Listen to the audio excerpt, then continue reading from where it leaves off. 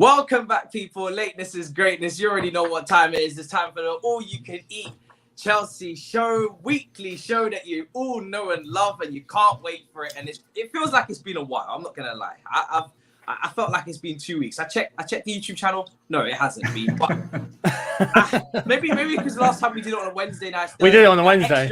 Extra 24 hours is just really hurting in the deep down in my soul. But before we get into all of that, I have to introduce Younes, who got a new haircut. Oh, great. Fantastic. While the rest of us look homeless. Smoking. Homeless, bro. Show the people the sides. Jesus Christ. God damn. It had to be done. Do a little spin for us. Oh, it had to be done. Man. It had to be done. Oh, that's mean. Those sides are mean. Who did that for you? Someone that's actually quite local to me. I know. I've known him for years. And breaking the rules. It had to be done. Bro, that's some mean. Literally, I made sure I was like, yo, because I hadn't seen him in a while, and everyone's been indoors, obviously, and I came across him just nearby, and I was like, what are you doing? Are you still like, doing hair and all that? And he was like, yeah. I was like, are you sick? And he went, and he was like, no. I was like, okay, when we doing it? He was like, are you sick? I'm like, no. I was like, okay, I'll do it for you, but just you. And I was like, okay, cool, get it done. So it was lovely. So bro, the linings and everything are so perfect. Ooh, they're really good, the linings. Mythological creature. That's what we're calling that. So in the red corner, we've got snazzy Younes looking all sharp. In the blue corner, we got Snazzy Miz also looking all sharp. I need a haircut badly, as you can see. My hair is out of control. I had a clean shave just a couple of days ago. You're looking younger, bro. I'm starting to think you're my age right now. Every stream I'm going to, and everyone's like, man, how old is this guy? He looked like 30, 40s or something a few days ago. Now he's looking like 18. But yeah, I mean, every now and then I do get myself just a clean shave. It's just too much to handle sometimes, and you just gotta get rid of it. Change your name at the bottom to Mrs. Younger Brother. and we would have believed it. Oh yeah. But yeah, it's good to be back, man. Good to be back. Fantastic. And the people in the chat, welcome aboard. Everybody's here. Yes, I can see you at the top of the chat stressing out over the time. I think 7-8 minutes is quite normal around here. That's on time. That counts as on time. That's on time. I Lateness is greatness. Yeah, 100%. Lateness is greatness. And if I wasn't late, I wouldn't be able to say it, and then you guys wouldn't. No one wants to see that. So let's. What have I got here? Someone said, "Have I got permission to skip maths?" Hang on. It depends. It depends. It depends. How good are you? How good are you at maths? That's a good question. Let me see your grades. Yeah. Then I'll know. Because if you need help, then no. 100%. It's Chelsea on good form doing Miz like that. Big up to everybody in the chat. Big up, man. But let's get into it, because obviously we're in a great run of form. Life is good. Yeah. Obviously, just beat Everton 2-0. That's as good as it gets. Everybody's asking me if they can skip class. Just what I would advise is get an education. But definitely have us on in the background, Definitely. Just have it under the table. Have it under the table. Yes, there's ways. The classic styles. Put the book up, phone behind the book, and then get those AirPods. Just a little sneaky one. There you go. You just got to make sure. You just got to make sure you're sat at the back of the class. Yes. Right? With the eaters, because at the back of the class you get the people that are on their phones. You get the people that eat food. Yeah, yes, that's how it goes. Facts. So even next to the eaters, little toilet break. Cubicle, phone, listen, enjoy, Oh, miss, I had a 30-minute shit. Oh, I had diarrhea. See? Who knows? They might send you home. To all the parents out there, because I'm a parent. We don't endorse this. We don't endorse this one bit. Some teacher right now is just overhearing this conversation like, what the hell are these guys doing? What kind of bullshit is this? Anyway, back into it's an online class. Just shut the laptop down. Close the tab, new tab. This is coming Christ. From. Why am I? See, I was talking like if this is a normal classroom. You're in an online class. Pish posh. If this was me, I would have closed the tab down already. What are you talking about? Online class. As far as I'm concerned, your Wi-Fi has cut out. Okay. Simple. You can blame BT or Virgin Media, or Sky Broadband. You can just blame them. Didn't pay the bill, miss. Oopsie daisies. Back in my day, we actually had to leave class. You guys don't be so silly. Anyway, let's get into this. So obviously Chelsea are just off the back of a 2-0 win against Everton. Kai Havertz, for me, Kai Havertz is the first person I want to talk about because I feel like we've spoken about on this show a few times about him moving position, coming into the team, and he had a great game. I mean, he literally had man of the match performance. He was robbed of the stats that we'd love to see. You know, definitely when it comes to the end of the season and we start deciding whether we crucify or knight human beings over their GA stats, he certainly is going to be worse off for that. You know, he won a penalty. I don't know if that counts as an assist. I personally don't count it because I'm stingy. He had a goal. Does that get counted as goal contribution though? I think it depends on what site you go onto. You know, who's official? Who's official? I don't know. Because you've got transfer market. You've got all. We are official. Yeah, I don't know. Let me know, guys, if you count assists from winning penalties. I personally believe you need it when you're having a bad season and you need your stats inflated, but that's just me. So Kai obviously, got the goal. Then it was obviously own goal from Ben Godfrey, and then funnily enough, I think what was the second? Obviously, he didn't get to take the penalty, but he won it. So, but it doesn't matter. He had a great game. Yeah. That moment. What did you guys, before we go on to Kai as an individual, what did you make of that? Because I was actually quite 50-50. I was like, do you know what? I can see how they might say it's handball, but because I'm still salty over the Timo Werner incident, I'm bringing that energy into this game, and therefore I am absolutely furious. It's because it's Kai Havertz that we all want to go no. It's a goal. Give it to him. It's a goal. But I mean, you know what's mad?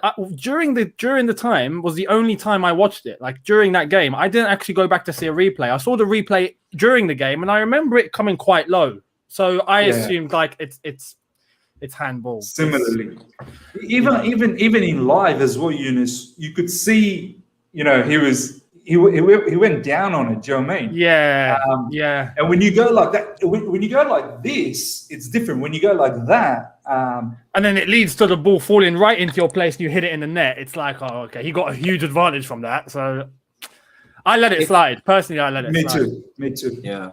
If Vodafone ring me one more time during a stream, I'm ending my contract. I'm telling you that now, Vodafone. Message to Vodafone phone company. If you ring me again, I'm blocking your number. These bastards, man. They just ring whenever they want. But do you know what? Are you sure it's Vodafone and it's not like some scammers? Are you sure it's Vodafone and not some scammers? Yeah. Bro, they just I don't know. They just want to catch up, or maybe they're bored. I don't know. Leave me alone. To catch up. Busy. Hey, drop them the link. Tell them to join. But yeah, tell them to join right now. Do you know what I've just realized? Happy birthday to the king of Stamford Bridge, Didier Drogba. Hey. And where's his shirt?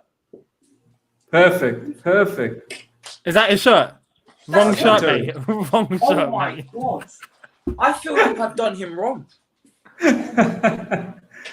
Oh my god! Wow. Okay, we're going on the vlog. 1 second. Let's go and get the shirt. This is unacceptable. You're getting a live vlog from Matisse now. I mean, it doesn't get better than this. Matisse? How'd you do this, man? This is unacceptable. Wardrobe malfunction. How can I forget? Honestly, watch. We're about to dive into the depths of his massive shirt basement, where he's collected shirts for the past 55 years.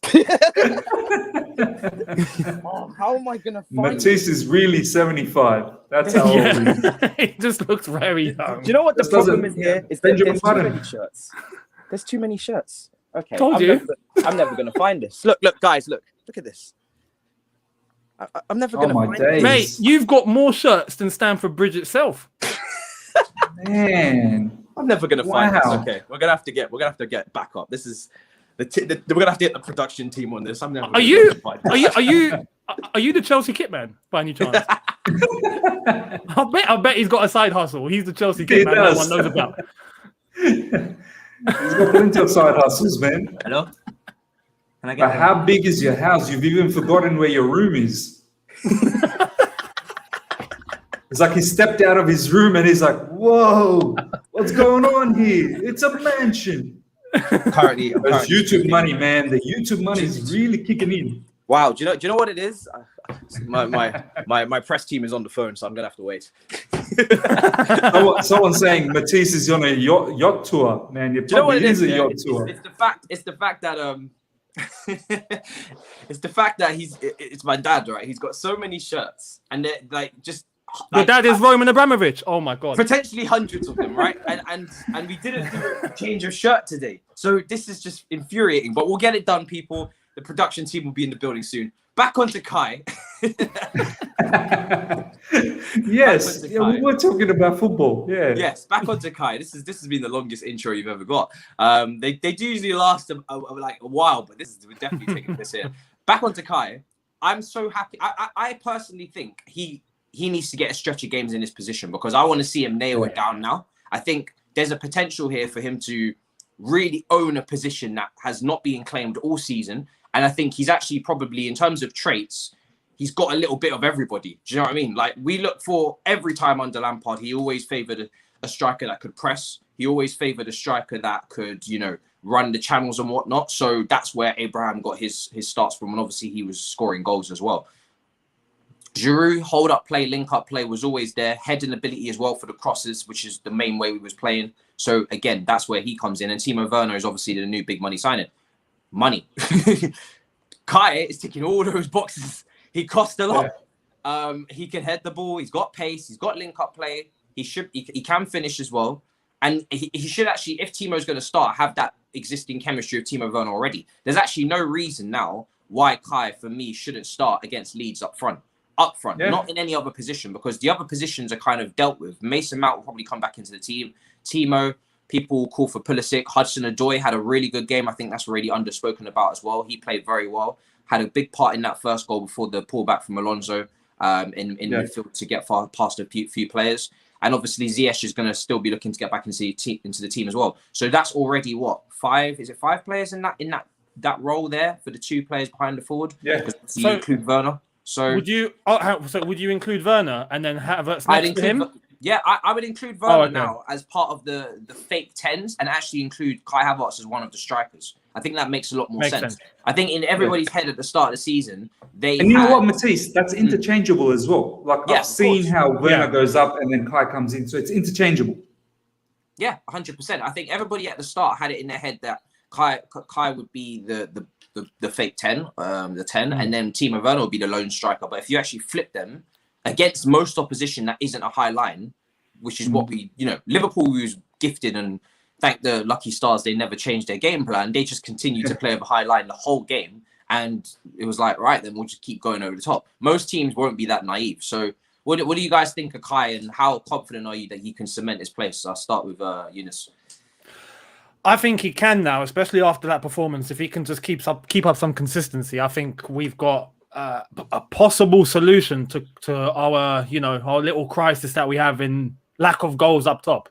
If Kai Havertz can mold into what he was at Bayer Leverkusen, and we know now that was the position he was in over there, and he enjoyed it, he flourished it. You could see how fast and dominant he was, and against Everton, he showed a lot of that. So it's all about consistency. If now is that time where hopefully we get to see a run of games with him in that position, then absolutely, I think he could be in the starting lineup, like one of the main men.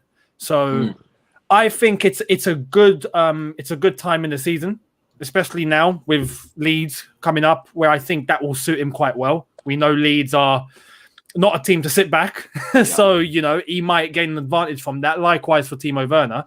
After that, Atletico Madrid, we'll see what we do there. Obviously, it all depends on one result of 90 minutes there. It's not about form or anything that goes out the window. But after that, we've got Premier League run of games where it's all in our favour. It's all really in our favour. It's not that difficult. I don't want to stress that, it's easy. It's not easy, but it's less difficult than it has been for us. So, it's a good opportunity for Kai Havertz. And I have full faith in him, absolutely. This one here says, do you guys think if Kai starts to perform as false 9 also, Timo, we might not need Haaland. I mean, Miz, I'll let you take that one. No, I mean, you can never pass on Haaland, man. I think whoever gets him right now looks like Man City's a massive contender. You can imagine. You think Man City's sitting there going, we may not need him. Do you know what I mean? Yeah. They are going to get him. Yeah. And once they get him, I mean, they're winning the league without him. Imagine what happens when they get him. No, so if there's a slight chance we can get our hands on Haaland, we definitely need it. You know, he'll just make our whole forward pack so much more dynamic. Just in regards to the whole Kai Havertz thing, that Everton performance, sure, he didn't get any assists or goals, but it's everything else that he did, which I guess you can call it the intangibles. People talk about the intangibles. You can't really put a value on that, right? It's the movements. Yeah, even the goal that was an own goal, the way he drifts into the box, and kudos to not only Hudson-Odoi, but Alonso to find that gap. And this is what I like about Alonso. There's not many things that I like about Alonso as a player, but the thing I really like about him as a left wing back is he finds himself into that box where Chilwell doesn't necessarily always find himself. So Callum does brilliantly to manipulate a space and put that ball through to Alonso, and Alonso obviously does really well to find that space. But what I loved about Kai is his movement. He just sharks into the box. Any other player, would have taken an extra touch. If it was Timo Werner, he doesn't hit it first time. Kai hits it first time. As soon as the cross came in for Alonso, he hit it the first time. He didn't think twice. He knew that he had to go first time. And this is a fantastic attribute to have inside the box. So that's one thing I like. The movement I like. That pass from Kovacic to win the penalty, that was once again great movement.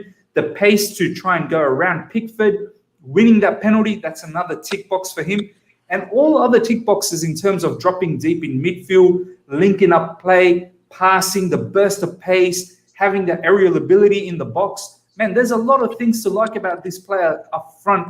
You look at someone like Tammy Abraham, who we haven't been completely convinced, right? And Thomas Tuchel hasn't been. He seems to be out of the squad now, whether it's injury, whether he's just out. That's yet to be known. Thomas Tuchel has actually come out and said he's not part of the squad. He actually hasn't even said anything about injury. He just said that I had to make a decision. So, and Giroud is someone I feel like he's a specialist. We use him on certain times. He's a specialist. So we don't really have an out-and-out striker. Timo Werner, sometimes he can play up front, but I think the left inside forward is something that he enjoys. So Kai Havertz, it's something that the whole fan base has cried out for as a false nine, and it seems like Thomas Tuchel has sort of unlocked that. And I agree with both of you guys. I want to see more of this. I want to see him against Leeds. I want to see him against Atletico Madrid. He hasn't played, so there's no excuses about falling into the red zone. He has played too much. He needs a bit of red. There's no red zone here. Go out there and burn it, boy. Burn it up. Yeah. You know what I mean? You mentioned as well that he didn't get a goal, didn't get an assist, but apart from that, done really well. I mean, even with that, for us, maybe officially he didn't, but for us, that first goal, that's his goal. The penalty, he won it, so that's an assist. He won it. So you know what I mean? And in terms of the first goal, you made a good point, obviously, about Alonso and that ball being sent in across the box. But the good thing about Havertz, and you mentioned that if it was Timo Werner, for example, he would have taken a touch and not hit it first time. But what Havertz done with his weaker foot, he let it come across him, not just hit it with his left foot. Many would have just gone and see the volley with his or the hard volley with his left foot. He didn't. Yeah. He let it come across him, and that's a very hard thing to pull off. So bearing in mind, it might be going. He let natural instincts kick in as opposed to, what's comfortable. Exactly. So, it's all very promising. Do you know what it is as well? This comment as well of Callum Hudson-Odoi, which is very interesting. He wants to see him consistently higher up the pitch on the left for a run of games. I think the reason why we potentially might not see that is because Reece James is our only option at right wing back. I think if we had still had a Tariq Lamptey or Livramento was in the first team, you probably wouldn't see Callum Hudson-Odoi at right wing back. as much as you do. So in hindsight, it's a shame Tariq Lamptey didn't stay, because I think he would have been actually perfect for that role, long term even as well. I don't think he would have had to just battle it out of Reece, because I've consistently always said I think Reece is a right-sided centre-back, has potential as well, but I think he would have been perfect for that role. He was very small, nippy, skillful, quick, could cross the ball as well, just a little bit more dynamic, low sense of gravity as well to skip past players. So it's a shame. It's definitely a shame. So it's funny how football works out, I guess, in terms of that, because he thought he had absolutely no chance of staying in the team on a consistent basis. And then next thing you know, literally just a year later, we're playing a system that he would thrive in, probably even more than the previous one. Someone else said, how do we get Mason Mount and Kai Havertz into the same team? I don't think that's really an issue, because I think you just put Kai where he was against Everton, and you play Mount just behind him. I mean, Mount would usually play. I think Kai can definitely play that role. And someone said Timo will never be dropped. I don't even believe that either. I don't think Timo will never be dropped, because I think anybody could get dropped. He's made that quite clear already with Callum. Callum was literally substituted on and off, and that was one of his so-called favourite players in terms of the pictures and everything after the game. So I think anybody can get dropped, and I think because Werner isn't consistently scoring and he missed a lot of chances that game, if Kai starts scoring, the burden from, he'll take some of the burden off, and that will mean maybe you can try a Callum or you can try a Mount as a duo behind him. And if they can start scoring, for me, I don't look to the strikers as like, oh, they're the ones that are going to start scoring first. Anyone can start scoring first. It's like pulling names out of a hat. Do you know what I mean? Anybody could start scoring first, or none of them could, which is probably even more likely. Do you know what I mean? It's like, it doesn't feel like there's a favourite to go on form, but right now, Kai has obviously got the opportunity to do it. I mean, you see, like this is the situation that we were on about a few weeks ago, if you remember. We're already in a little bit of a dilemma as to who is going to be selected. Men are always left out. Do you know what I mean? Like if we're talking about Mount and Havertz playing, then Pulisic's left out. Ziyech is left out. Especially Pulisic. Like I know a lot of people want to see Pulisic play. But if we have Mount and we have Havertz alongside him, we've got Callum Hudson-Odoi, we've got a right wing back, we've got a left wing back. Pulisic's not getting in the team. It has to be Mount or Havertz that sits on the bench. It's there's always going to be someone missing. So this is the dilemma, and we're now in the midst of it. We're now discussing it on a regular, maybe indirectly, but it is what it is now. And you know what, Younes? Just off the back of that, it now throws the ball back to the players that are not playing often enough. Whenever they do get an opportunity, that they snap it up. Look at Kai Havertz. He gets that chance one time in a very high-profile game against Everton. Let's be honest, that Everton squad, that team is a very good team, very good manager, very experienced manager. Kai Havertz gets that chance, and he has impressed. So he's made himself very difficult to be dropped from here on in. Do you know what I mean? It will be injustice if he was to get dropped. I mean, no one's going to question Thomas Tuchel at this moment. Whatever he does, just go on and do it. Just do it. I mean, you're the boss. You know what you're up to. But, off the back of that performance, if Kai gets dropped, people will be like, oh, man, that's a bit unfair. Whereas when Ziyech gets dropped or when Pulisic gets dropped, you're like, well, it was coming. You didn't do that well. Do you know what I mean? You need to put yourself out there and play well. So it's really up to Ziyech and Pulisic to lift their game and put a stake that I can't be dropped. Right now, they're playing like they need to be dropped. So and I think a lot of people are starting to get worried about Pulisic because of the comments that he made in terms of comparing him to Emerson. Good coming off the bench for the last 20, 30 minutes. Obviously, then reports went out that apparently or potentially he could move in the summer. There's links away. And there's a lot of people that seem to want to put him in that team against Leeds because they're afraid of him leaving. What do you guys make of the potential of Pulisic leaving? Is it something that you're worried about? Is it something that you wouldn't want to happen? Or is it about who replaces him? What's your thoughts on it? I'll start with Younes. How do you feel? I mentioned this yesterday because I saw the rumours start floating about 2 days ago. And I didn't buy it. I saw it came from like a couple of really unreliable places. And I'm just like, okay. And then I see Fabrizio Romano talk about it yesterday. I'm like, shit. Okay. We're in a bit of trouble.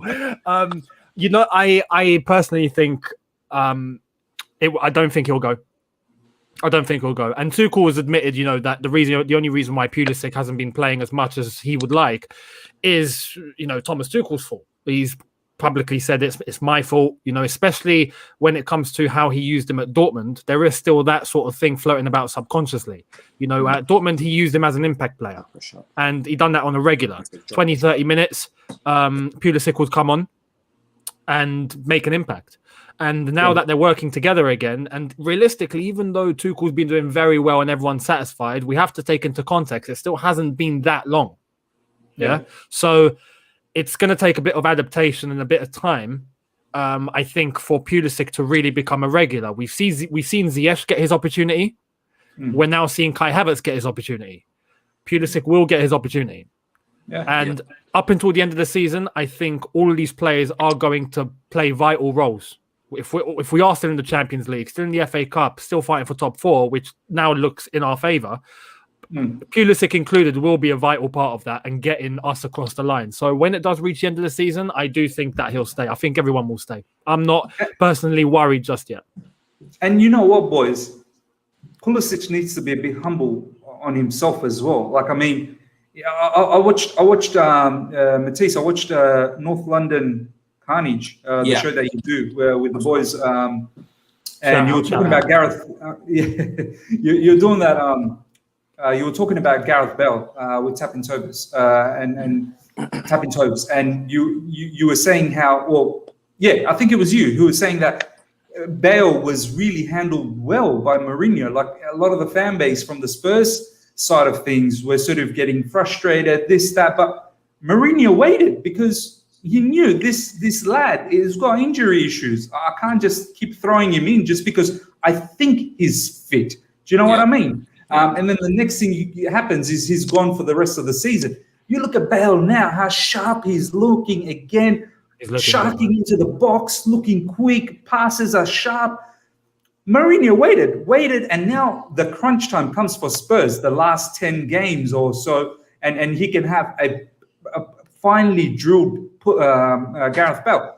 Similarly, I think Pulisic needs to humble himself and think that, dude, you were about to start against Burnley not that long ago, and you literally got injured at the warm-up. Do you know what I mean? You had to be pulled off, and then we had to make a last-minute sort of decision for someone else to come in. So you've been injured last season. You've been injured this season. Just wait for your time. I think if it I think Matisse is changing. We're seeing the change. I change. And I think it's a special one. Formula One. I think it's a special shirt. It's 2012. Matisse, did your dad go and do this? Yeah. Oh man, what a dad, man! Shout out to your dad, bro. Show him dad. Bring him to YouTube, bro. Bring him to YouTube. It is the Champions League. It's the Champions. It's the final one. Oh yeah. Oh wow. There we are. Another sign. It's another sign. Matisse got some nice pants as well, bro. Like this. Yeah, man. Myself one as well. But yeah, Jesus Christ, you're hilarious. Going back to what was I saying? I completely forget now. Pulisic, Burnley. Pulisic completely just ruined everybody's focus. Yeah, so going back to the whole Pulisic situation, boys, he needs to be patient. He has to be patient. He cannot just now throw the dummy and go, you know what? I'm not getting the game time, daddy. Look, I don't know if the rumors are true. I know Fabrizio has said that we may part ways, this and that, but some of these rumors are just rumors. I would hope that Pulisic has the eagerness to keep staying. Yeah. Thomas Tuchel is someone who's used him before. You know what I mean? He's played him in Dortmund, so he's got history. So I just hope he stays, and his time will come, man. His time will come.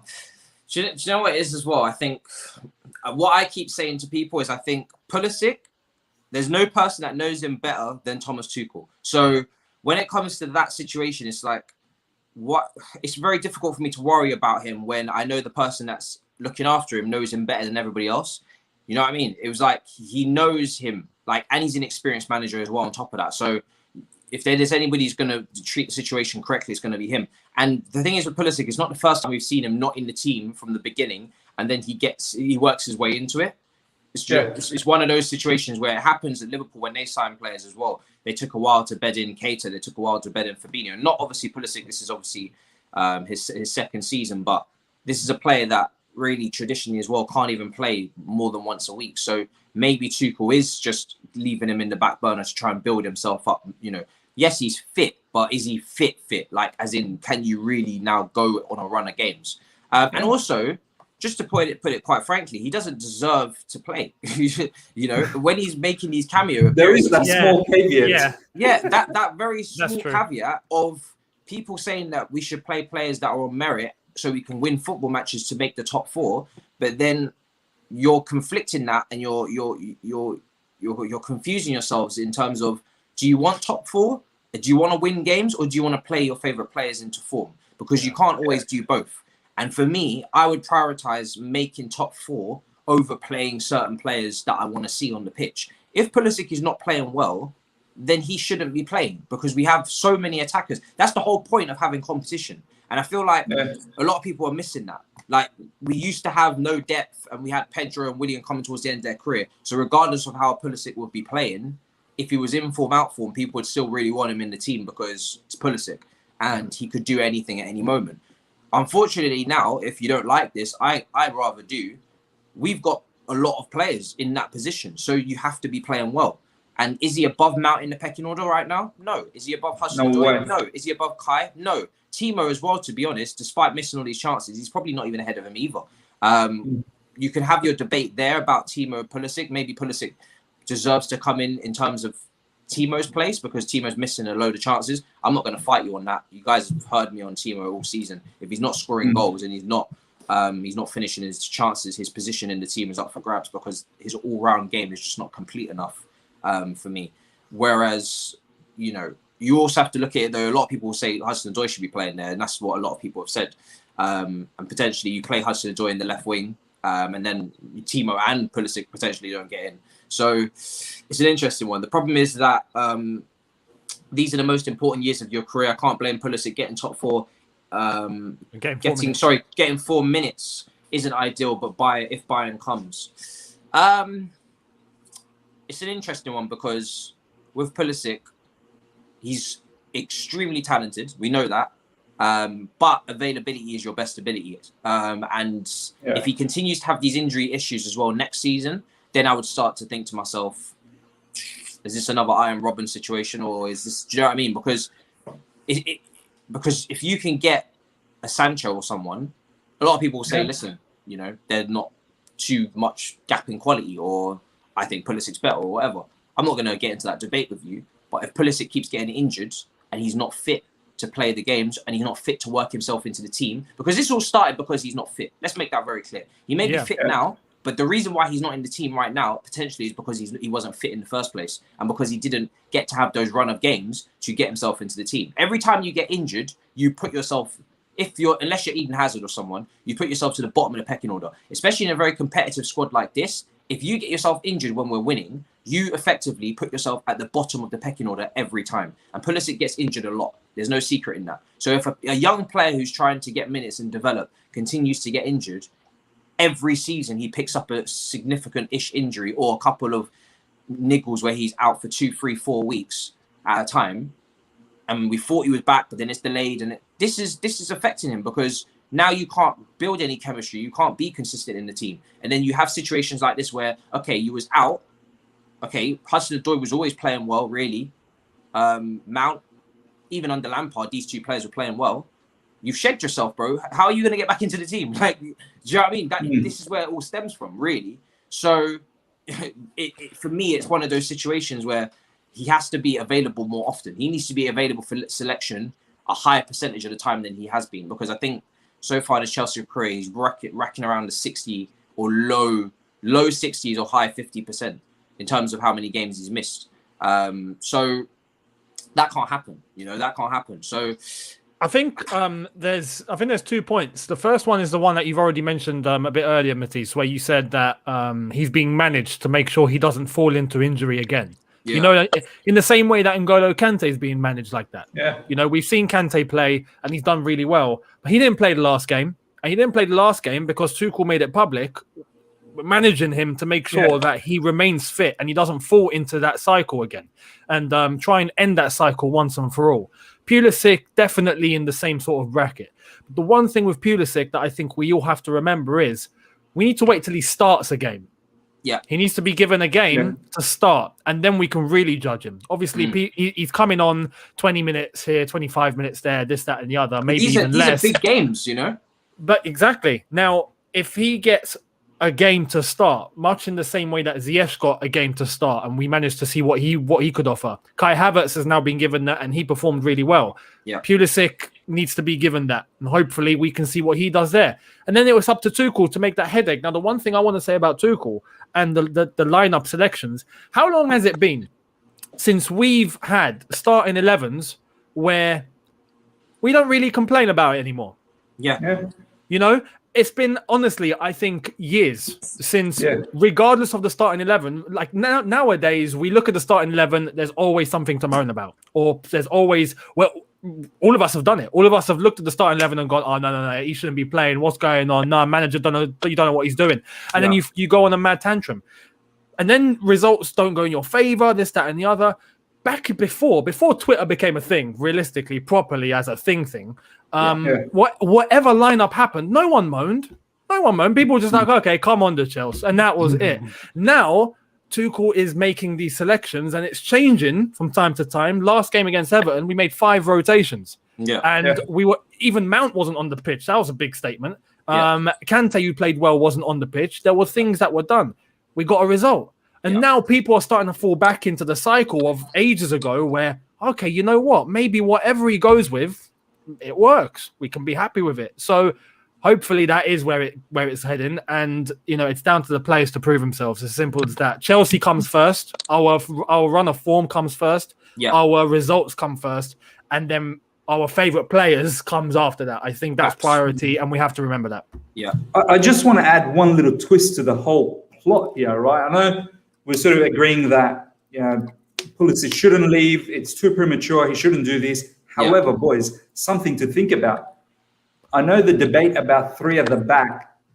Maybe a few weeks ago, we were all saying, surely Tuchel's going to go back to 4 next season. Surely he's going to do that. It's just for this. Now it's getting to the point. Is he really going to switch back to 4 at the back? Or doesn't look like it. Is he actually entertaining this 3 at the back? And he feels that this system works. It's very solid. Maybe get a couple of more new faces here and there. You know, Haaland up top, maybe as a DM to complement Kante, maybe someone else to complement Thiago Silva. I'm just throwing some examples out there. Then someone like Pulisic, he really has that one position, which is that false 10. And he's competing against Timo Werner, Mason Mount, Callum Hudson-Odoi, Ziyech, possibly Kai Havertz as well, because he can play in those interchange. So does that sort of come in his mind thinking, if the gaffer continues in this formation, I'm going to find it, even if I train hard, even if I do everything correctly, I'm going to find it very difficult to get into this team because of there's just so many bodies out there. Do you know what I mean? So, you know, because think about it, boys. If we go back to the 4, then there's that extra attacker that you can have. Do you know what I mean? Because Mount then becomes like a midfielder. Mount becomes part of the midfield. Then you can have another winger. So maybe that's something that he's probably thinking about. I don't know. Yeah, I don't want to make the assumption yet on the formation, just because I think if we was to stick with this formation, we'd have to make less signings, potentially. I think that would be safe to say. I think, you know, potentially our midfield balance wouldn't be such an issue. And obviously defensively, in a 3, you don't need as the elite defenders as much because you've got more numbers, stronger in numbers type situation. But it'll be interesting. I'm not sure yet on the formation.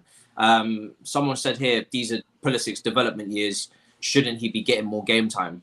Frank was in his development years. Did he get more game time?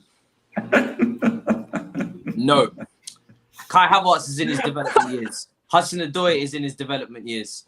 Everybody are we're not development FC. Bro, Mason Mount is in his development years. Timo Werner is in his development years.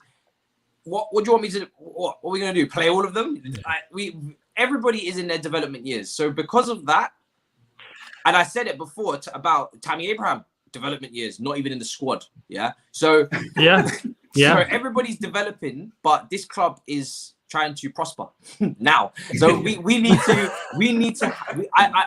Again, I can't make it any more clear just how much we need top four, just how tight this race is, and just because we're in top four now, don't take your foot off the pedal, people. Don't think that it's done, because it really isn't done. I go on that, look at that Premier League table almost daily to remind myself just how tight it actually is, because it really is no joke.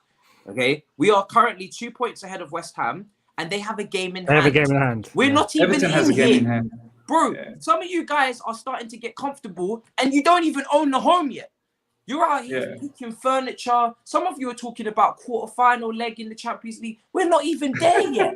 Some of you are getting way too comfortable. You're picking out flowers. Oh, I want that cooker. Oh, I wonder what that will look like next to that. Those drapes next to those curtains. Bro, you ain't even got the key to the house here. What are you doing? Matisse, imagine all of this furniture and then there's no house. How's that going to feel? And then a tornado just comes and blows everything down, bro. Are you mad? Some of you are running before you can walk. We are not even in the top four, as far as I'm concerned. Yeah, we are there until West Ham play their game in hand. And by the way, West Ham are probably the second most informed team since like Christmas. You know, they have been very consistent, very consistent. Leicester are in there, no European football. They got knocked out. West Ham are fighting for it, no European football as well. Everton, you know, they're not far behind. The only beautiful factor is West Ham's got Man United next. I think their they've got schedule is Leicester. ridiculous. Yeah, they've got Man United, big Leicester. defining games. They've got Man United away. Then they got Arsenal. That could be 3 points. And they got Wolves, Leicester, Newcastle, and Chelsea. Yeah, no, it's tough. They basically got the pick. If they've got the fixture period we just came out of, basically in terms of difficulty. It's like, can you get through what we just did? And to be honest, they've got to play us. If we beat them, regardless of their game in hand, 100% out the window. 100%. And by the way, in our favour. I still expect us to finish top four. And if anything, I say aim higher, third or second. Tottenham have just found new form with Bale and Kane and Son. And by the way, that front three, if they're firing like this, that is an issue. So I'm not. What I'm saying, obviously, I expect us to make it. I want us to actually push to even get second. But what I'm saying is, don't get too comfortable. Because we're on a winning streak and you're going to start rotating and playing about, we need to secure wins on the board. Because if you look at our last few fixtures this season, they're all very difficult. And I would hate for us to go into that stretch without having a cushion. I don't want the Man City game to be do or die. It shouldn't be like that. Last season against Wolves, last day of the season, we was do or die against Wolves on the last day. I ain't got time for that. Yeah. That was bad enough. Yeah, that was bad enough. Do or die for top four, Chelsea Football Club on the last day. What are we, Arsenal? Arsenal don't even get to that anymore.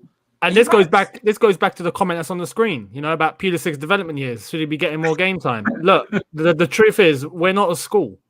Yeah, if you want development, go to Ajax. As someone said, go to Ajax. Go to a club that's all about development. If you're good enough, you'll play, you'll develop. If you're not good enough, you won't play, you won't develop. It's just how it is. Do you know what, Younes? Team comes first. Do you know what, Younes? Some people would have probably shouted for, you know, let's just say if the situation was this season and Pulisic wasn't getting enough game and it was a do or die match right at the end, some people would be shouting, give Pulisic a chance. He deserves the minutes. Like, dude, top four or Pulisic a chance? If we had cup games against Luton and Morecambe and whatnot, then cool, you can start throwing in players that are not on form. But he did start actually against Barnsley. He did start. I think now we've got Sheffield United coming up. Start him in that game. Start him in that game. And like I said, I believe in his ability massively, but he's not on form. So you're risking. You're playing with percentages here. Someone said here Chelsea don't deserve Pulisic. Chelsea have had Drogba, Lampard, Terry, Cech, Pete, all's good, Zola. What? Listen, no one's bigger than the club, bro. All right, we deserve everything we get. We deserve the very best. Okay, so I don't know what kind of Pulisic stan you are, but we need to remember what club. But this is the thing. The club is bigger than any player. Please relax yourself. This is the truth. If Pulisic does come in and performs really well and makes his case, and Tuchel's like, oh, all right, cool, you're getting into my team, then great. You know, it benefits Chelsea Football Club, and Chelsea are going places. That's the main thing. You know That's what? the main thing. I think people always talk about wanting competition at a big club. Oh, I want a big squad with loads of quality players. I want Erling Haaland so he can compete with this guy. I want this world-class centre-back so he can compete with this guy. I want loads of depth everywhere. But then when it comes, you can't handle it. When the depth comes, you can't handle it. You're on lineup 11 and you're having mental breakdowns and you're going, oh my God, I can't get my favourite player into the team because he's not on form. And there's this guy and there's this guy and there's this guy. And then you go onto Twitter and you do big long threads about how, relax, I'm not stressed. Neither should you be. We're winning games. How do you, as a Chelsea fan, stress about anything when we're winning games? And we're winning games well. If we're winning games poorly and there's clearly tactical deficiencies in the team and we're moving like Man United and scoring penalties and late volleys and whatnot, cool. We're winning games, playing well, not conceding goals, new manager, knows the player that you're complaining about we're not using. He knows him inside out, right? Like the back of his hand. What are we complaining about? Yeah. Really? Come on now. There's nothing to complain about. There's literally zero things to complain about. But this man has taken the fringe players and getting the best out of them, giving them value back into the market, getting us clean sheets after clean sheets where we couldn't even buy clean sheets. We are winning against top sides by controlling games. Honestly, how you can complain is, mate, with these fringe players that have come back in, the time Tuchel's been here, we are playing better, statistically better than 2004-05 Mourinho Chelsea when he came. I saw that video. That's how mad it is. You can't get better than that. Yeah. That team was unbelievable. Yeah. We're doing it with Rudiger and Christensen. Do we have a better defensive record than that team now in the first 11 games or something? Yeah. Despite that team having Terry, Carvalho, Gallas. Yeah. It's outrageous. And this team has who it has, right? and we're still on the same path. Like, we'll see what happens against Leeds. We'll see what happens against Atletico. We'll see how we end the season. But it's mad. I think people's main concern is because they don't know if Pulisic's going to stay or go. And what I would say is leave it with the powers that be. You know, because when it at the end of the day, we've already lost Eden Hazard to Real Madrid. I don't think there's pain like that. So, as much as I love Pulisic, I'm not going to feel that type of pain again. I can promise you that right now. You know, when he's looking into the camera and he's like, I think this is goodbye. But you know what as well, boys? Thomas Tuchel doesn't come across a manager that just wants to shut out a particular player if they've been doing well. Like, I know people will say, oh, what about Tammy? Tammy hasn't been doing well under Thomas Tuchel. So, you know, there's a different reason around that. But Pulisic, if he puts his hard yards, if he does everything that is required from him in training, he's fit, as Matisse said, he needs to be available. Week in, week out, he's got to be available. That's number one. Then you've got to be training well. And then your attitude has to be well. Thomas Tuchel doesn't come across a manager, you know what? No, that's it. I'm not even going to talk. He comes across a manager that will go, this is a player that I can probably utilize. This is a player I can utilize in this scenario. So it's really up to Pulisic now to stay patient, humble. You need to be humble, my man. You're what, 21, 22? How old's Pulisic? Yeah. 22? 22. Yeah. Calm down, my man. Just stay focused. Stay at Chelsea. You're going to be a star. Get over your injuries. And then when you get that blockbuster opportunity, make sure you perform. Make sure you perform. And then after that, you're not going to get dropped. I think people forget how young he is as well. And let me just make this very clear. This is a quality player.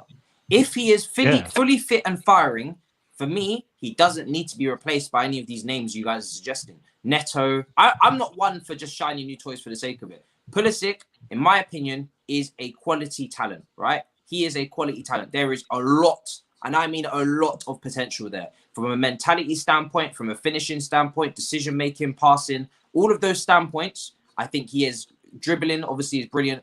Massive, massive ceiling, in my opinion. He needs to stay fit, train, build up his fitness, play, and then play consistently, and then consistently deliver. Yeah. We got our lockdown trailer of the movie teaser, right? Where he was absolutely incredible. Now, I need you to bring me the film. And I don't know if it's going to be an Incredibles 2 where it comes out 7 years later. Potentially don't have time to wait. Might get bored, might lose interest, right? But if you can bring the film out next season, next year, 2021 to 2022 season, you can bring the film out then everybody will watch. If you bring the film out in 7 years, then nobody will watch. But bring it out next year. Bring it out next year.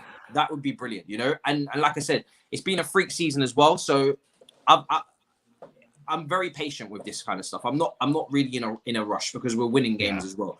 iTest Merchant says, when things going well, something around the corner, eye emoji. Bro, I have no idea what you're saying. No, I think what he's saying is, you know, when things are going really well, there's always that time when something's around the corner that will divert you off the track a little bit. But it depends how you bounce back from that, doesn't it? It depends how you take it. We will lose a football match. Let me just put it right. We are going to lose a game. Yeah, we are. We like, come on. The time will come. We lose a game 1-0 or 2-0 or 2-1 or whatever happens. That doesn't mean it's the end of the world. Yeah, that doesn't mean, okay, Tuchel out. No, that's ridiculous. Let's not, you know, dive into being so reactionary like that. Let's take it back a few years when it was okay to lose a football match. Well, I don't want him to lose a game. but it depends. I don't want to lose matches. I want to win. I want to win more. Get those hashtags out. I want to win more, man. Circle out. Get out of the club. We don't lose games around here. but that's the thing. Like, if when we do lose a game, which will come, it depends how we react the game after that. If we win that and we're back on track, then cool. It is what it is. When we lose a game, this guy, get out of here. Extreme season. Extreme season. We will lose a game. Realism and logic. I'm not interested. No, but it's true. We do actually need to mentally prepare ourselves because I feel like we're on this whirlwind. We just win every game, or at least we don't lose. And we're just like in this, like, I've already started saying W settings only, and I'm not even ready for an L. Like, that's the thing. I'm really not. I mean, lads, look, Man City won 21 games in a row. Yeah. They won 21 games in a row. No draws. Then they lose to United in the way they did. What was that? Guardiola out, yeah? Like, no, come on. Wait, you mean he hasn't been sacked yet? He still have the job?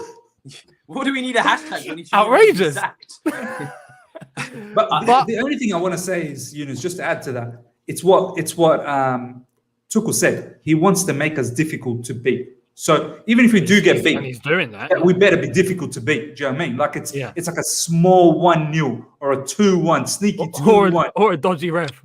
Or a dodgy ref. There's plenty out there, bro. Plenty out there. ISS Merchant says, let's have the Pulisic convo. We've already had it, so we're not going to continue. But he's been whacked this season. Well, listen, he hasn't been good, but I think he's a talented player. I know you don't rate him very highly. I know Anita doesn't, so I'll let you, man, do your thing. But for me, I think you're going to be proved wrong, hopefully. Whether it's at this club or the next, I think he'll come good. Arsenal fan here, Forlan. Fantastic. A lovely name that I can't pronounce. Love it. Which team in Europe has what it takes to exploit Chelsea's 3-5-2 formation? Tactically speaking, Bayern Munich, maybe. No one. Well, maybe. Yes, Bayern Munich. I think... No one. Nobody. Absolutely no one. I think Bayern Munich are a potential because of Alphonso Davies at left wing back. We saw what happened last time. I think, you know, whoever's playing right wing back would have to be basically a right back at times, because you're talking about an athletic specimen of a man where if you allow him to get him behind, it's a problem, because he's just going to be having cutbacks after cutbacks. Who else? Liverpool. I'd want to see us play against Man City. Man City. I still want to see how we come up against that. Them. Will be a test. City will be a test, definitely. I think PSG, Mbappe. How do we manage Mbappe, Neymar? PSG don't scare me that much, you know. Yeah, Mbappe, they don't scare me. I mean, Mbappe is the one that we have to watch out for. But you know what? He with the way that we're set up and the structure we have at the back, he has a lot of work to do. It's not going to be easy for him to just walk past. We will be solid enough to stop one player. Now it depends the balance of the team that PSG have and how we can, how we would be able to stop the rest. But overall, I feel like they're reliant on Mbappe. I mean, you saw yesterday's performance against Barcelona. They didn't. I mean, they were ahead. They didn't light up the show though. Yeah, they should have been 3-0 down, bro. They really should have been 3-0 down. In the French league, they're not that amazing. They're not convincing to the point where it's scary. They're not Bayern Munich scare me. Man City are a big question mark. I think Man City and Bayern are definitely head and shoulders above the rest. But would you want to come up against Dortmund and our future striker? I would want that. I would. Yeah. You want to see? I want to. I would want that. Absolutely. That would be a good test.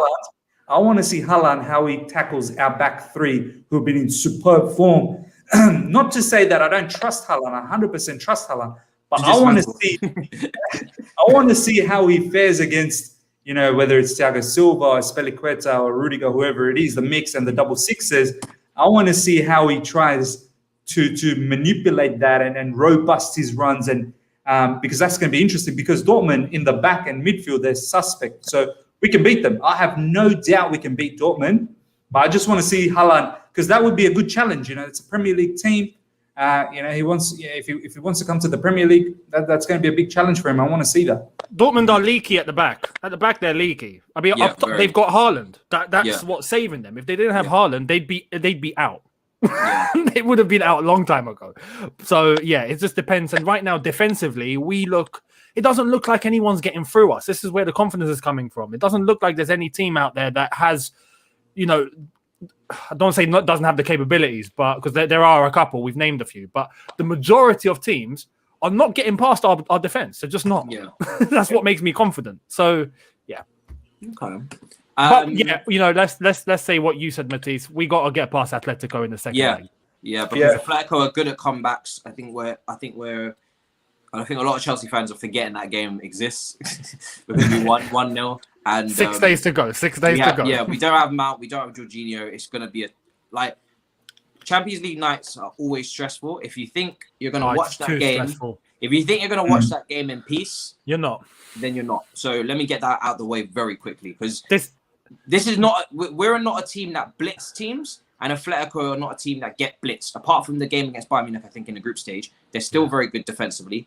It's still only 1-0, and it only takes one goal from them, and the tie is level. And then any goal they score thereafter, we are screwed. And Suarez just scored 2 during the weekend, I think, or yesterday he scored 2. This team cannot afford to concede, because as soon as we concede, we are 1 goal away from going out. I don't believe this team beat this Atletico team 4-2, which is what it would have to be. So just remember that. This game is going to test our mental resolve. This is going to show exactly what we're made of up here. Yeah. Up here, we haven't been in this situation. It's all good winning the games, and right now, mentally, this game is going to be very draining. So, and it's going to come off the back of a Leeds game that's going to be physically draining. So, this is going to be a big test for Chelsea. You guys say our attacking players are in their developing years, but expect us to challenge for the league next season. This is the problem with our fan base. 2 things to pick apart there. In terms of expecting us to challenge, who else is going to challenge apart from us? Like, if it's one of them ones where if we don't, who will? That's the first point I'll make there, because Liverpool. I've been speaking to Liverpool fans for a lot of the last few weeks. If they don't get the backing from the board and miss out on Champions League, which they easily could do, that team's going to take a while to rebuild. I don't expect Liverpool to just be challenging for the league next year. I think they'll fall off quite substantially and enter a top 4 race with the rest of us. And on top of that, the whole point of us having a lot of players in their developing years is that we've got a lot of them. So if one's not delivering, someone is. Like, did we really expect going into the season that Ziyech, Pulisic, Kai, and Timo would all be having a rough season? No. Nobody really predicted that. So, yes, we don't have Sterling in his prime or Mahrez in his prime, Salah, Mane in their prime, the 2 last title winners, but we've got a lot of young players, so we've got strength in numbers, and that means that if they are developing and they're not on form, they're in and out like they should be, then someone else comes in. So that's kind of how I see it. So just because we have a young forward line, I don't think we can't challenge. That's what stops us from me saying we're going to win it. But I don't think we can't not challenge, because it's still an exciting front three that can be very dangerous. Absolutely. They're all quality players up there. It's just about getting the output out of them. And if you add Haaland to that and he's young, do you say to yourself, well, we're still screwed? I mean, what do you think then? So I think age is, not going to say it's just a number, but it's, you can go and buy an experienced player who has no adaptation to the Premier League and they'll struggle, like Ziyech. So it's not just about the age, it's about the miles on the clock in the Premier League. Hudson-Odoi is going to be going into his, third full season in the Prem? Yeah. And he was a bit part of the Sarri one as well. Yep. Yeah. Mount will be going into his third season in the Prem. Pulisic will be going into his third season in the Prem. Giroud has been here for donkey's years. Haaland is generational, like everybody keeps saying. Kai Havertz second year, Werner second year.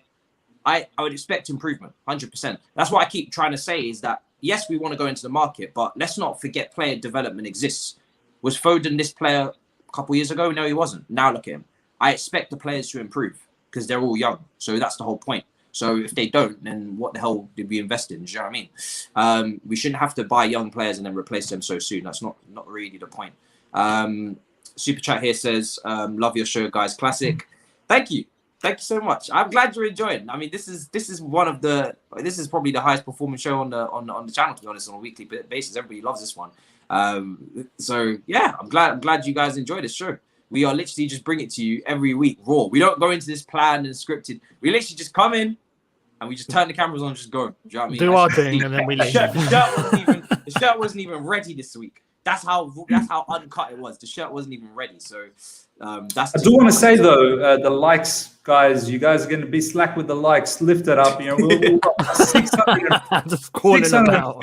650 people almost live. Oh, you guys. are slacking. Jesus Christ. Yeah, let's get it to at least 600 likes, guys. I mean, this is your show. So if you're not liking it, you're not liking your show. So I mean, smash yeah, that like if you're not button. going to like it, then I'm going to assume you don't like it. I'll just scrap it. Hey, shall we just cancel it? Let's not have this. Just replace it with something else, you know? Season 1 cancelled. Done. Yeah, I mean, do you know what I mean? This is season 1, and if you don't like it, we just don't do season 2. I'll just bring Big Bang Theory back or something. I just download a clip and stick it on here.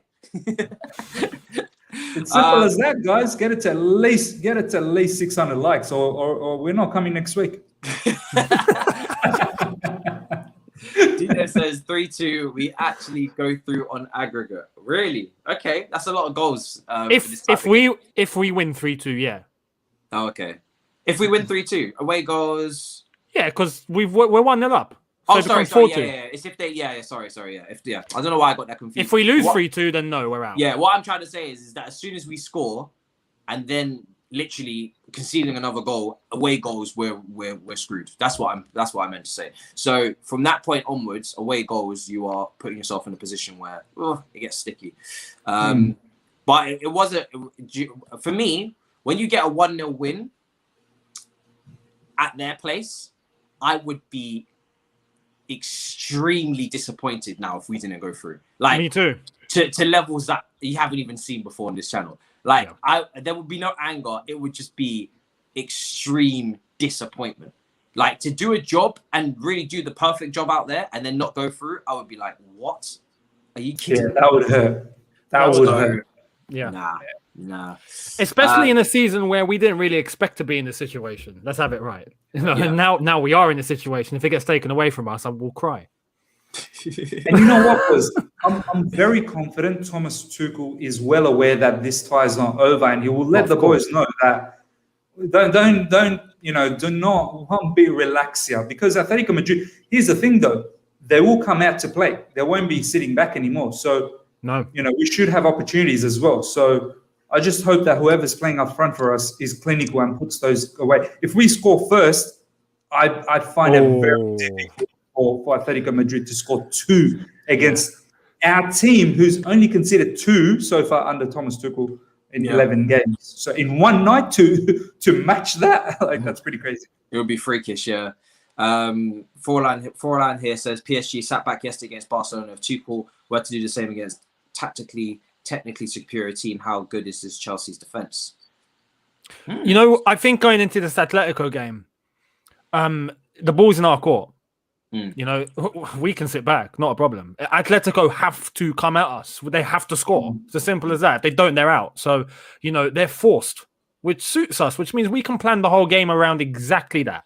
You know, and the last 20, 30 minutes of that game against Atletico, we were in that situation. They were trying to score. They were coming at us. We were getting on the counterattacks. We had chances to kill the game off even more. So I think the second leg is going to be like that. I think it's going to be a case of us being patient, waiting for the opportunity. Timo, get a sprint going. You know, someone said a long ball. Finish it. Yeah, and please stick it in the net. That'll be nice. No, apart from that, yeah. I think, what was I going to say? What was I actually going to say? I feel like, I feel like someone's worrying there. If this Chelsea team were to go under the cosh like we did against Barcelona in 2012, would this defense be able to stand up to it? If this defense had to really defend, and I'm talking about, because let's be real, so far the defense has been fantastic, and it's also part of the fact that we have defended from the front. We've had the ball, the counter press, everything. Yeah. Take all of that out of it, and you don't have the ball, and you can't counter press because they're just too good on the ball. If this defense had to defend relentlessly like that team did, would they be able to stand up to it? But this is the thing. I don't think Tuchel's going to set us up to just defend. I think he's going to set us up to defend somewhat because we know Atletico are going to come at us, but try and keep the ball. They can't do anything if we keep the ball.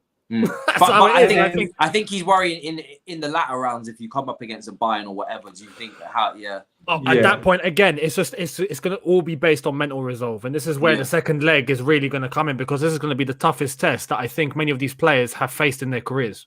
I don't think they've been in this situation before, so it's going to be quite a test. If they get through, I think it's going to build a lot mentally going into the end of the season and going into the quarterfinal and maybe a semi, and then really taking it on. This game could really unlock something in their heads. So, I think, fingers crossed. And the other thing as well, just quickly, how are Atletico Madrid in the same caliber of Bayern Munich and Man City and Barcelona in terms of keeping possession? Are they that crisp with their passing, the movement, the zippiness? I don't know if they are yes, they're going to come at us. They're going to throw the kitchen sink at us. But how good are they going to be with the ball in the longer parts of the game? That's very important to understand. We have already shown that we can be good on the ball, albeit Jorginho's not going to play. But still, Kante and Kovacic should be well equipped to control the game. It's an interesting one as well, because this team are going into territory after this. If they get through this tie, they're going into territory that they have no idea about, most of them. Yeah. Apart from the likes of Thiago Silva, Thomas Tuchel himself, Kante, players like that, Azpilicueta. Not many of them. Not many more. You know, Mason Mount. You know, Hudson-Odoi, James, even Werner and Kai Havertz themselves, even really Jorginho, you know. Apart from that quarterfinal, I think against Man City with Napoli, most of these players are coming into uncharted territory big time. So it's going to be very interesting to see, because we always speak about that 2012 team, and I know Dubois has this fantastic thread on how we're going to win the Champions League, but he added to it yesterday as well. Yeah, I know. I know. So although the one thing you don't have in that thread is the fact that this team has no real experience in the Champions League at these later stages. That Chelsea team, Drogba had been there. I don't even need to go through every single one of those players. We had so many semi-finals. It was ridiculous. So many semi-finals, so much heartbreak, so much experience. Mentally, they knew what they needed to do to get there. This team could not be more opposite from that. There's never been more striking differences in terms of the two teams, and that's the part that's missing from the thread. So update it. OS says, I saw Younes on Streatham High Road looking angry. I mean, what happened, Younes? Why was you so angry? It must have been a Spurs fan peeing me off. Oh god. I don't know. I'll do it. It's mad, isn't it? Getting recognized in real life, isn't it? It's mad. It is mad. Do you get recognized, Miz, in Australia? No, not really. Not yet. It's not huge. Like, yo, that's Miz from All You Can Eat Chelsea. I wish, man. I wish. I was gonna say, I think Younes would be one mean person if he gets mad. I just get this feeling you don't want to see the wrong side, the other side of Younes. The other side of Younes. Change your channel instead of the other side of the coin. The other side of Younes. Let's never see the other side of Younes. I feel like that whole Algerian, that fire would just come out and it'd just annihilate you. It can get peak. How many times have you been? Because obviously, I remember when we met at the Chelsea game where we had that big YouTuber lineup. I remember Miz definitely saw this photo. It was like me, Younes, Sadiq, one by Chelsea, Yannick was there, Lewis was there, Jan. So how many times have you been spotted as a Chelsea? Because obviously you've got a massive channel. This is a slight. We're going off. We should do this. We should go off. We should. Yeah.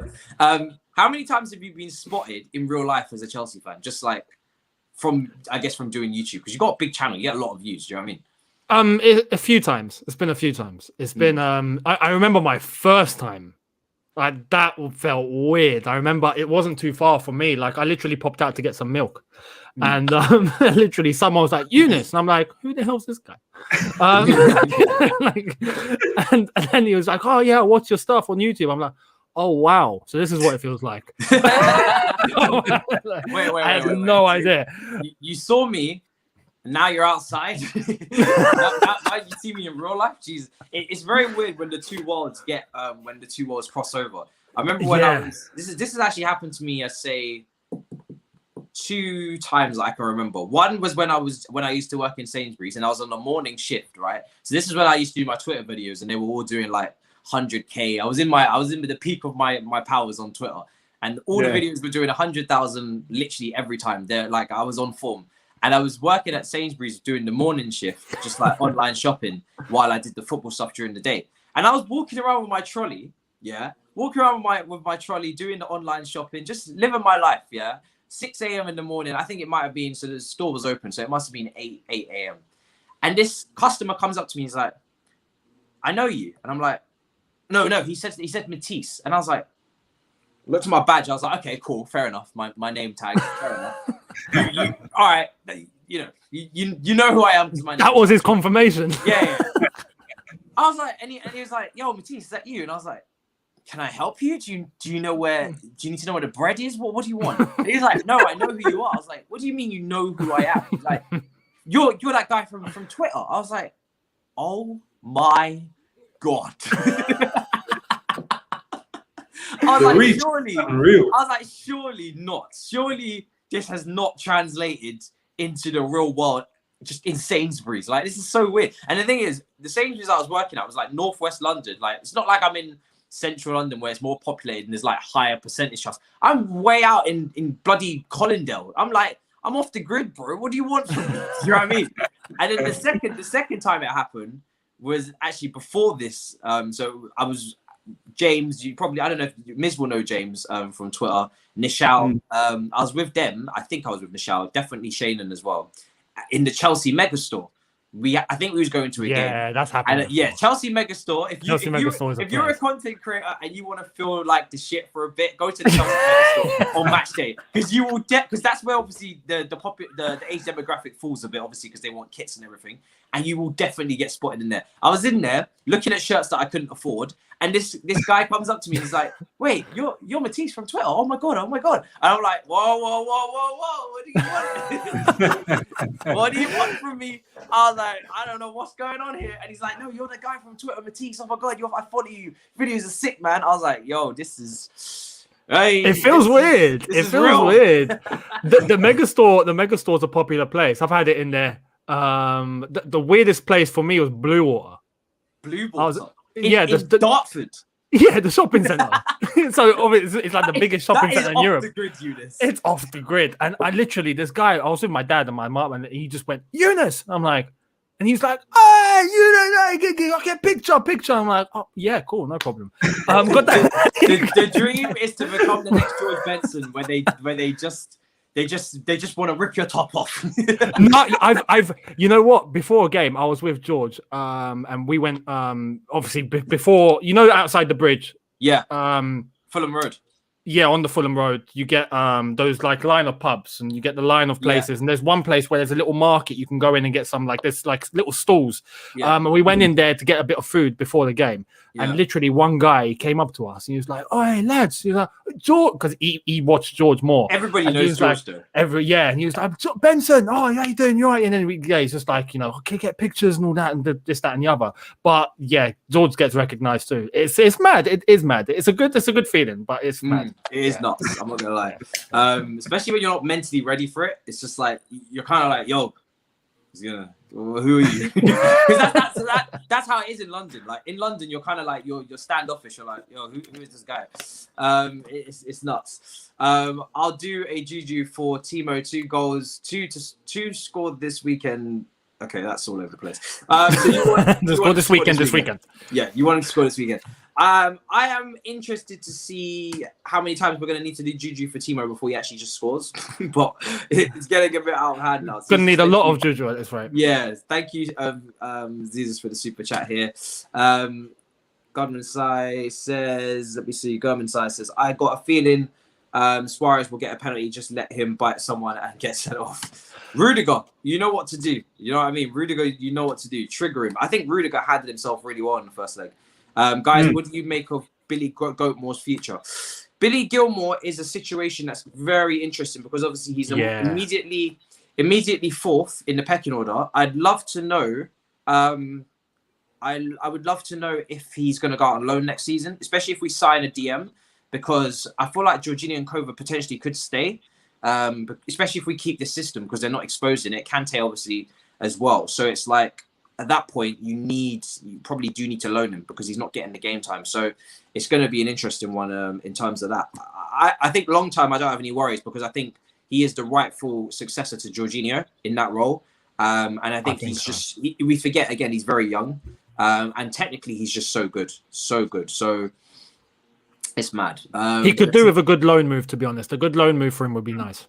Yeah, there's some very funny comments here. And, they hardly recognize Green Cavan. And you know what? Like if the City fans can wait for Foden for that many years and for him now to finally come into fruition, why not? Why can't we? Why can't we wait, calmly and wait for Billy Gilmore to come good? As you said, I mean, this lad's not even 20. I think he's 18, 19, something like that. Is he still 19? I think he's still 19. Oh, he's definitely a teenager, 100%. Yeah, so let's wait. Do you know what I mean? Like, I'm happy, like, for him to 19. just to develop, and then by the time he's 21, 22, he has a breakthrough season like Foden. I'll wait for that. Like, it's what Matisse said. Pulisic is someone, maybe we don't have 7 years to wait for. Billy Gilmore is someone we probably can wait for that movie to come out a bit later out. You know what I mean? Yeah. Happy to wait for Billy Gilmore. Don't want to force it. He could directly become Jorginho's successor. Oh, yeah. Because personally, I don't know, Jorginho, how long will he actually stay at Chelsea?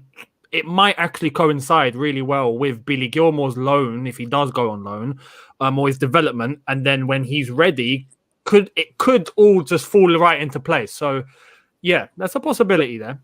The question is Thomas Tuchel going to persevere with someone like Jorginho's sort of attributes next season? It could be someone that complements Kante, I believe. I mean, it's all up for discussion, but I feel like for a title challenge, maybe he could go with Kante with someone like, let's say, a Matic type of, defensive midfielder who's very good with the ball, but has the capabilities to defend astutely as well. The production up front. So, it could be, let's say, Declan Rice kind of player. I'm not saying it will be Declan Rice, but let's say Marquinhos, for example, is another player that comes in my mind.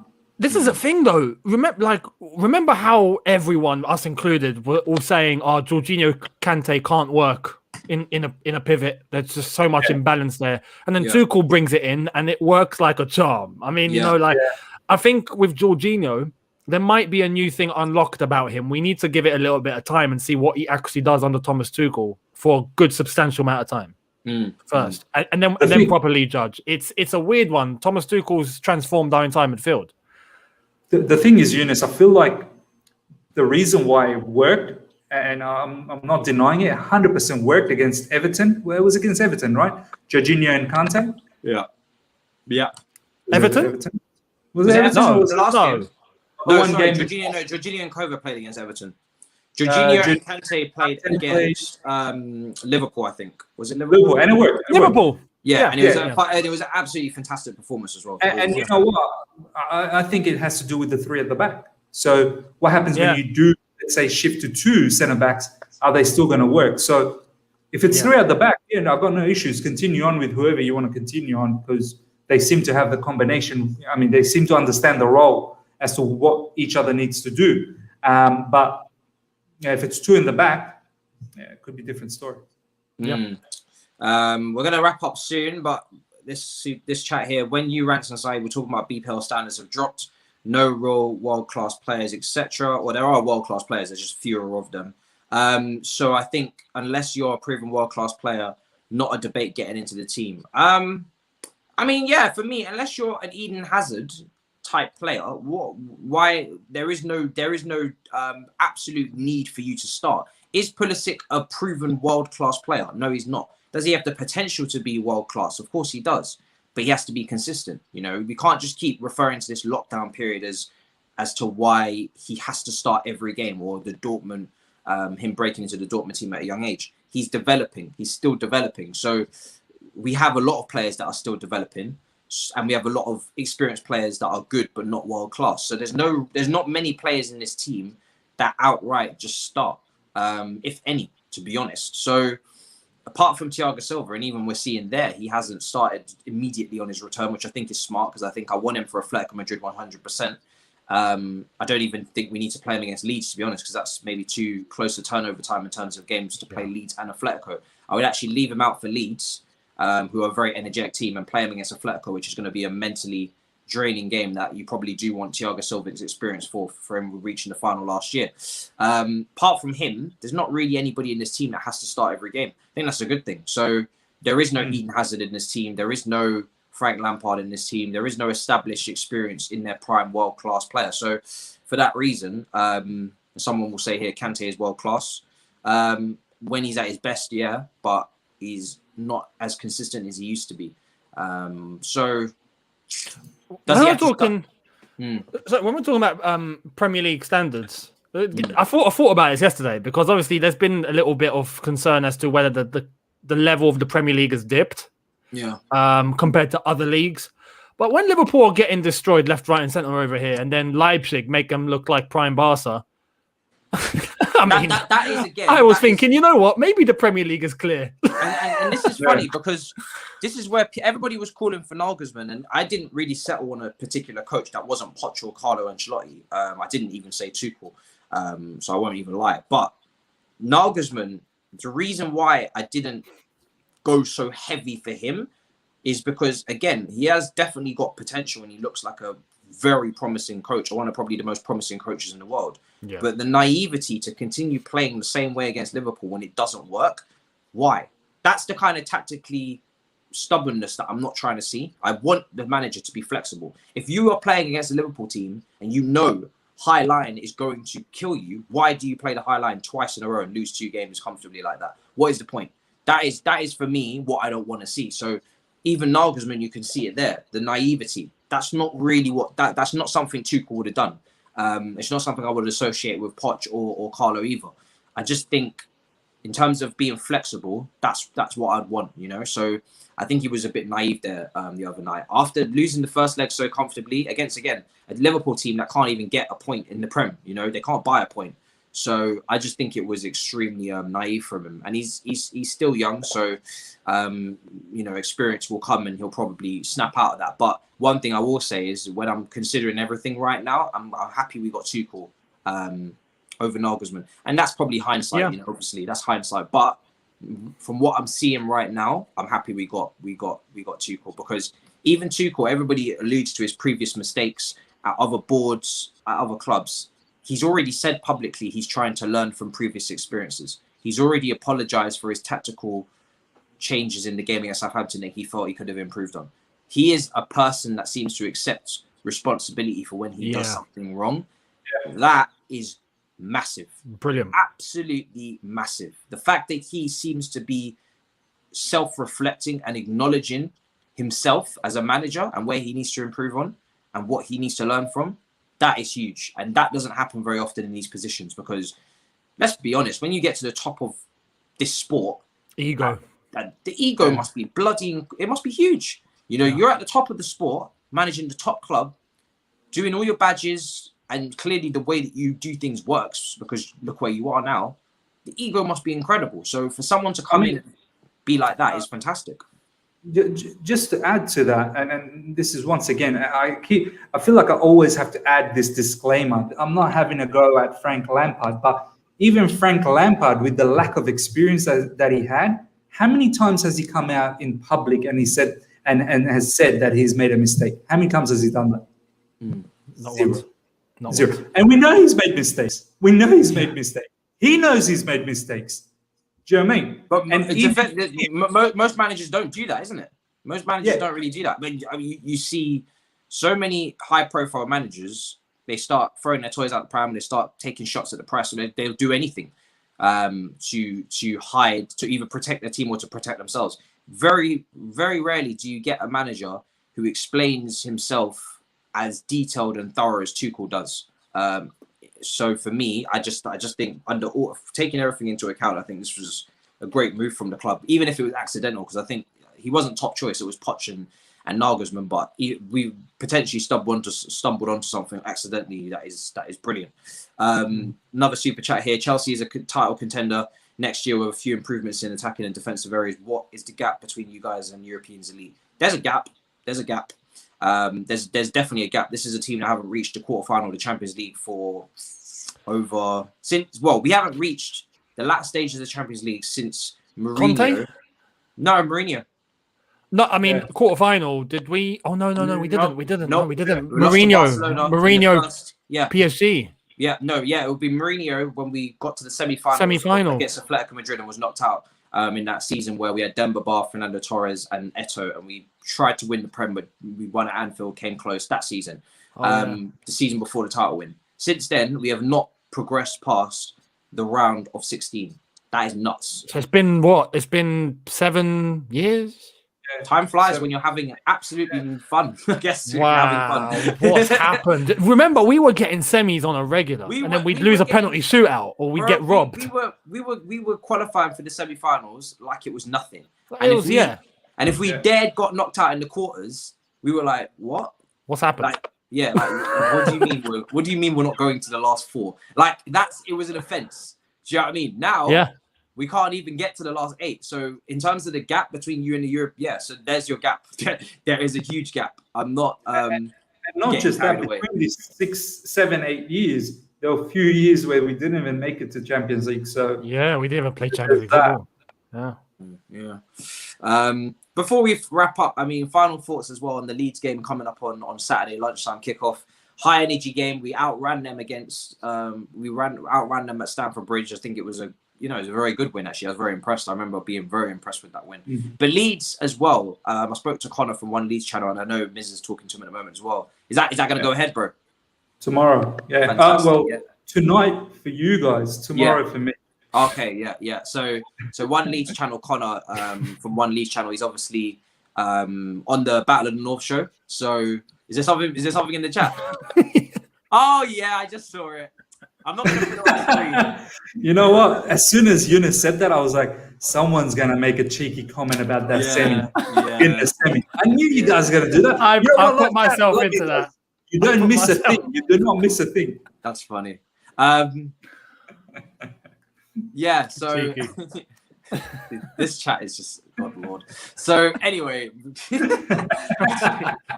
The more I read it, the funnier it gets. But then there's another comment on there, and I'm just like, Lord have mercy. That's when you're not in the loop. Anyway, so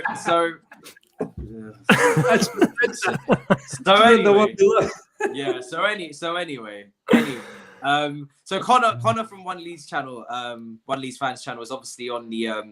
I'm not gonna do a predicted lineup, Tiz. We don't. That's for the preview show. You know this. Don't be silly. This is not the preview show. This is All You Can Eat Chelsea. Preview show will be tomorrow. So yeah, when it comes down to Connor from One Leeds fans channel spoke to him, and we were speaking about Bielsa and obviously Leeds. They lost to West Ham. Loads of shots. Loads of possession, but again, not clinical and not taking their chances and conceding goals. So this is not a team that I fear. I think it's a team that Timo, Kai should easily be able to flourish against, should be able to bag goals against. And I'm expecting them to be able to not dismantle, but yeah, I'm expecting a comfortable win because this Leeds team are very energetic and static and they're all over the place. They're not very controlled or measured or set up to stop anyone from winning. That's just how they are. So I expect us to take advantage of that. I mean, what's your confidence levels going into it, guys? Yes. I was about to say, you wanna? No, I'm confident as well. You know what we'll do? From now on, we'll just go like that. We'll go that way. Down. Yeah. So yeah, to me, and then down. There we are to down, and then we'll just keep going in a triangle. Yeah. Do this. I've noticed we create little triangles. We'll just create little triangles. Yeah. No, I'm confident. I'm very confident. I'm confident because Leeds. I can see what Leeds are trying to do. But this isn't something that's going to work tomorrow. This is something that's going to take time, especially in the Premier League. And they're new to the Premier League. It's a total different intensity. It's not the Championship. It's a different speed. And they're adapting. They're starting to adapt, and they're doing very well. I mean, fair play to Leeds. The position they're in a position that I expected them to be at the beginning of the season. But right now, they're not lethal. But they're very open. They leave themselves exposed. And right now, with our team that's very solid, if Leeds can't get through our defense, we're getting a comfortable win. We're getting a comfortable win because we are going to have a lot of chances. And right now, Leeds, despite how nice they like to play, how quick they like to play, or how quick they try to play, because it doesn't always work out for them. Yeah. I think it's going to be a case where the first half, depending on how they manage themselves, but the first half they could tire themselves out. With the way and the way that they like to play and how much speed they like to play with their game. I think there's a case of us really taking this in the second half and just wrapping it up, killing the game off. I'm expecting them to come at us, not sit back. That's not the way Leeds like to play.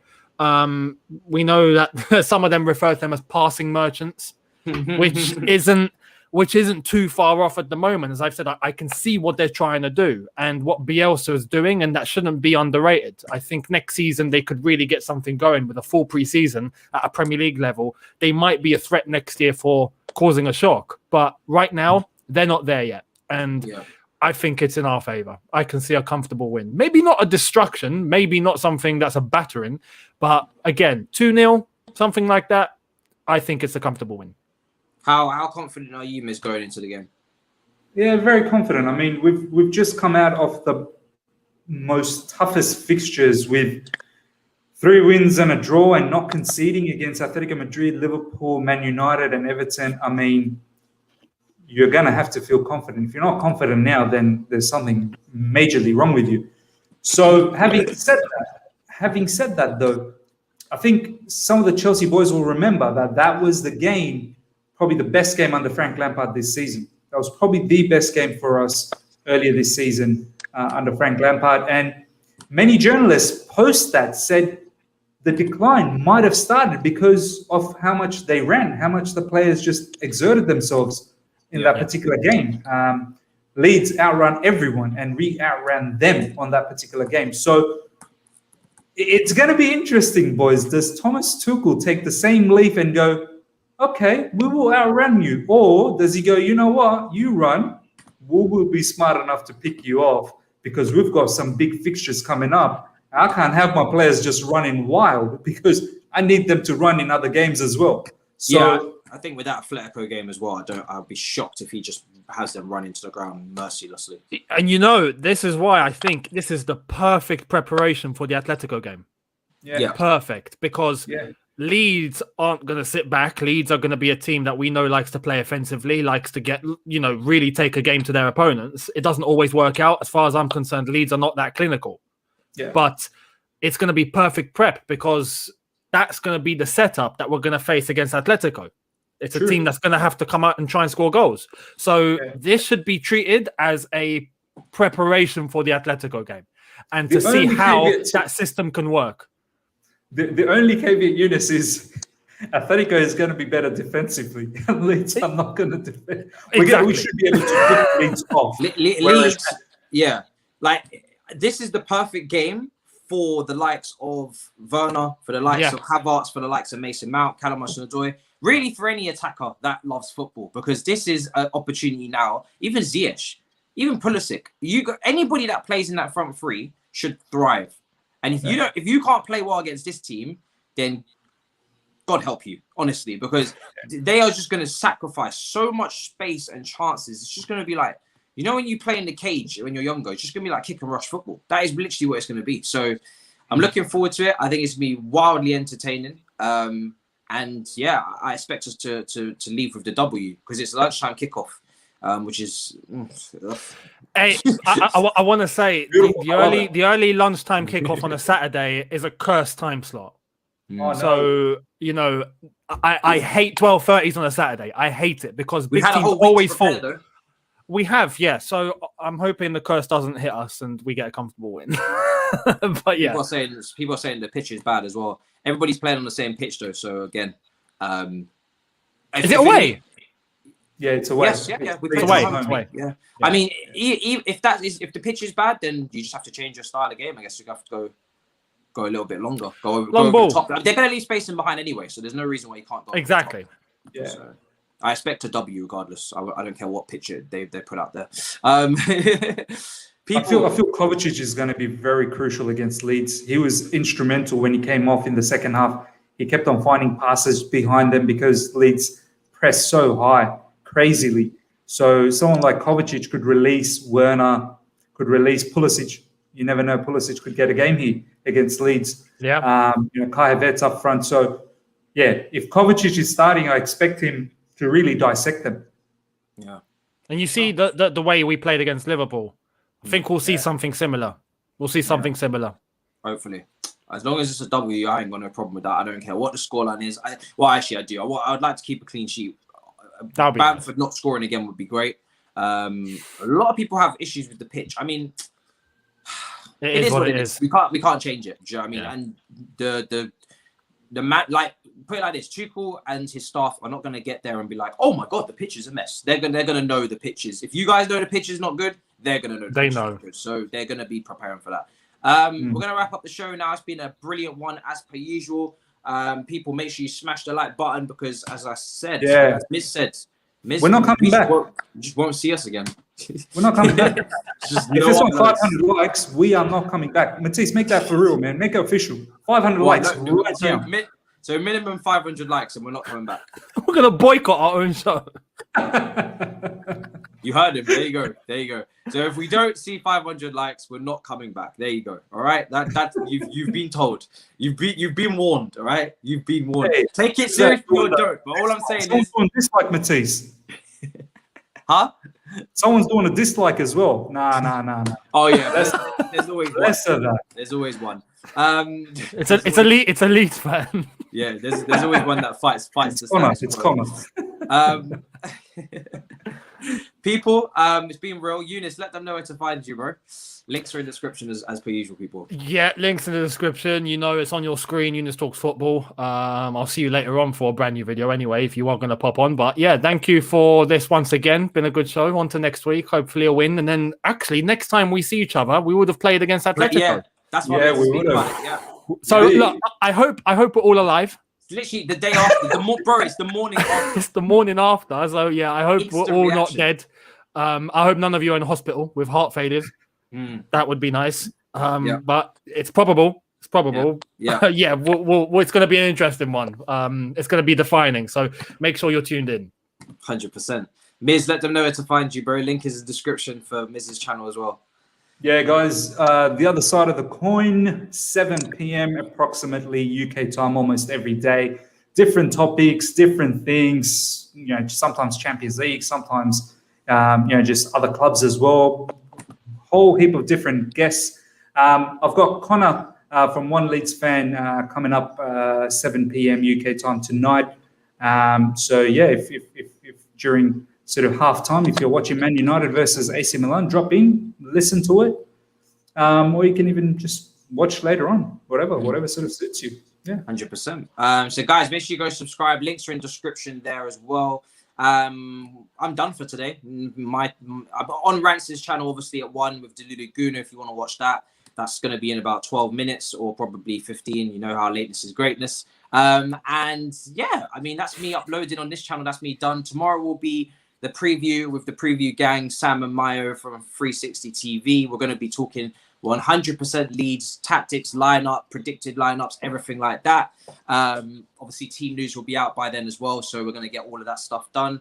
And then we'll have the game and Damian and Anita will be back properly there for that stream. And then next thing you know, it'll be a Atletico and we'll be back here again. So the timetable is very clear. It's very easy to follow. I'm going to probably post on this community tab to let you know the time for tomorrow's stream, because up until the days that I've missed, it's been very easy to tell the times, because the times for the weekly shows are set. If you know, you know. But tomorrow is obviously up in the air. So I'll put it on the community tab, because as per usual, YouTube notifications want to shag everybody. And I'm sure you guys know that better than anyone. It's very frustrating when you see a comment saying, I've got notifications turned on and they just didn't let me know. I'm like, wow, that's just great, isn't it? The whole point of the bell, YouTube, it's is in that the bin. you let them know. But it's fine. No worries. You know, whatever. The names of the channels are there. Very clear. The old artwork coming to good use here, I guess. So there it is. And yeah, I'll see you guys next week as well for this show. Same time, instant reaction to Atletico. Hopefully it's a W. In a bit, people. Peace.